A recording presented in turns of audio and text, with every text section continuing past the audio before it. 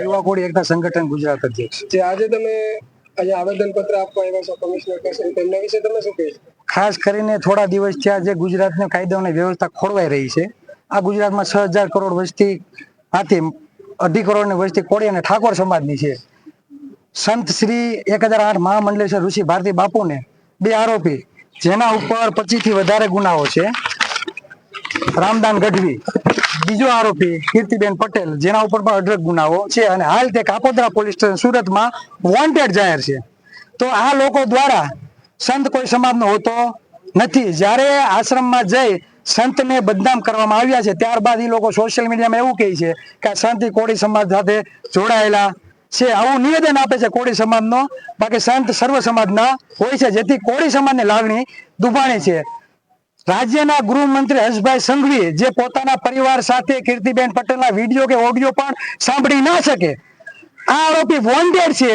તો ગુજરાત પોલીસને ખરેખર માલુમ થાય કે જે વ્યક્તિના કારણે 2.5 કરોડ વસ્તી ની જે લાગણી દુભાણી છે અને 25 ગુનાનો આરોપી જે વિદ્યાર્થીઓ બાળકોના જિંદગી સાથે જેને ચેડા કર્યા હોય, ભવિષ્ય સાથે ચેડા કર્યા હોય, આ આરોપીઓ ખુલ્લેઆમ આશ્રમમાં જાય છે અને આ રીતનું વાતાવરણ ઉદ્ભવન કરે છે. બરાબર, તો ગુજરાતની પોલીસને પણ જાણ થાય કે આ સંપૂર્ણ ઘટનાક્રમ પ્રી પ્લાનિંગ સાથે થયેલો છે. તો આમાં જે પણ સંડોવાયેલા હોય તો તેના ઉપર કાયદાકીય પગલા લેવામાં આવે.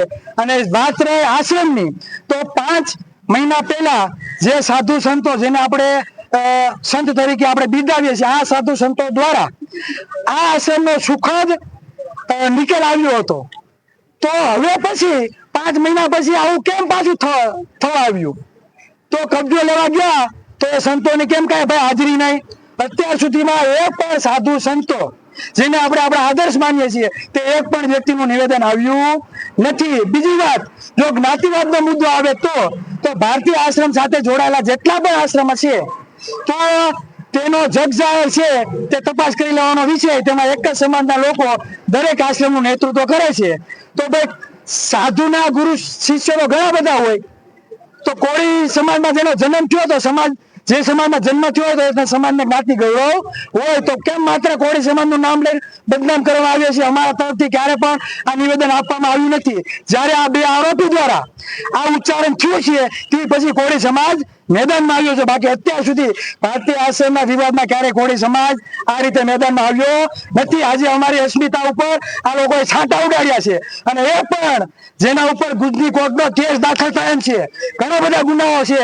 તો કીર્તિબેન પટેલ જે સોશિયલ મીડિયાના માધ્યમથી સમગ્ર ગુજરાતને બદનામ કરી રહી છે, સંસ્કૃતિને બદનામ કરી રહી છે, તો તેની બધી સોશિયલ મીડિયા આઈડી બંધ કરવામાં આવે અને આજીવન તેના ઉપર બેન લગાવવામાં આવે અને તેના આરોપોની તપાસ કરવામાં આવે. બંને ઉપર ગુજરી કોર્ટનો કેસ દાખલ કરી અને એના ઉપર કાયદાકીય પગલા લેવામાં આવે. હવે જે તમે અહીંયા અત્યારે કીર્તિબેન પટેલ વિશે જે કહ્યું છે, બરાબર, એમના વિશે કાર્યવાહી નહીં થઈ તો તમે આગળનું શું? તો 2.5 કરોડની વસ્તી છે, આ સરકારે સમજવું પડે. જેનો રાજા, જેના વધારે મત એનો રાજા. સરકાર પડવામાં વાર નહીં લાગે. ચીમકી સમજવી હોય તો ચીમકી અને ધમકી સમજવી હોય તો ધમકી.